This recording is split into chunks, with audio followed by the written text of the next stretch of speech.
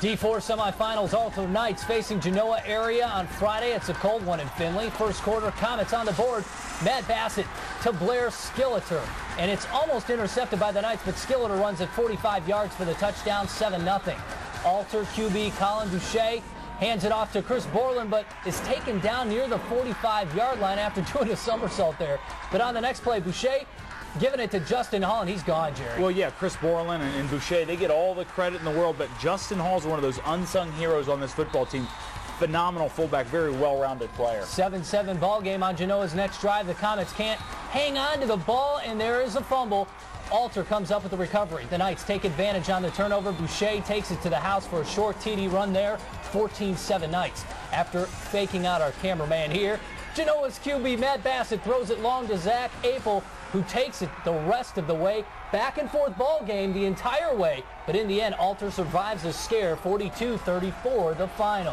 D2 semi, DeSales trying to make it 2 wins over the defending champs Anderson. Second quarter, Kyle Slater takes the handoff, punches it in from 17 yards out. 7-0 Redskins. Same score at the half, but in the third, Anderson's quarterback Daniel Rod keeps it on the option, runs it in from 8 yards out. Anderson up 14-0. DeSales strikes back. J.J. Stallions with a great balanced attack here. And I'll tell you, Adam Griffin just has such great vision to get through any opening, and you'd see him just pulling away from him there. Fourth quarter now, Stallions kicker Cal Nugent hits the 41-yard field goal. It's a 14-10 ball game. Then with just minutes remaining, DeSales driving for the win, but they turn the ball over to Anderson. The Skins would run out the clock from there and earn their second straight strip to the state championships in Division II, the final.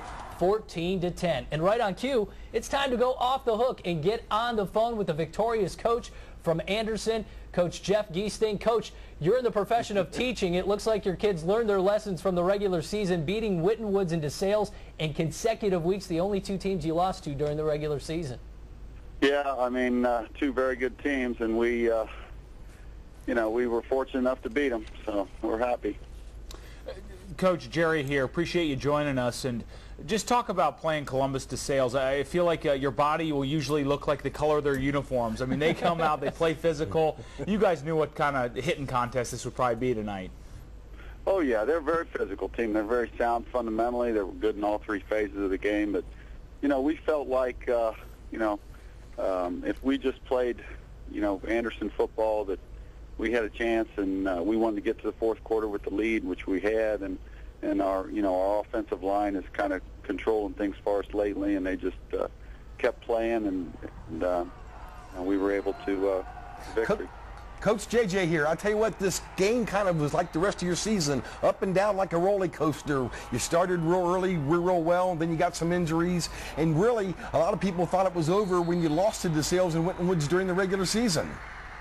Yeah, we lost to DeSales early. I mean, they we had a lot of injury problems, and they were really good, so forth. But that game was 21-17 late in the third quarter.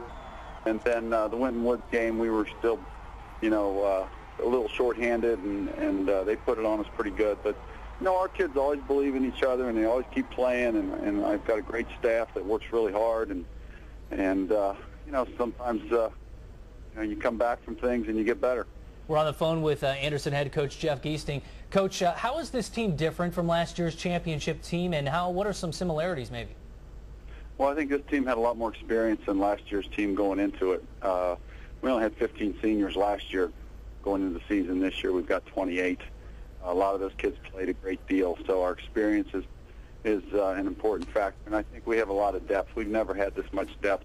We looked at it in the preseason, and we were too deep at every position with seniors and juniors, so we felt like we had the possibility of being a good team again and making a run. And the whole thing is you have to get in the playoffs first, and the regular season is such a grind for us. Our league's really tough. We have to play Winton Woods, and they're really good. And we played DeSales, and we played Hamilton, and we played some really physical teams. So we were used to playing physical football, and we feel like when we get in the playoffs that pays off for us. It certainly paid off in the way of a state championship finals, and you're going there for the 2nd year in a row.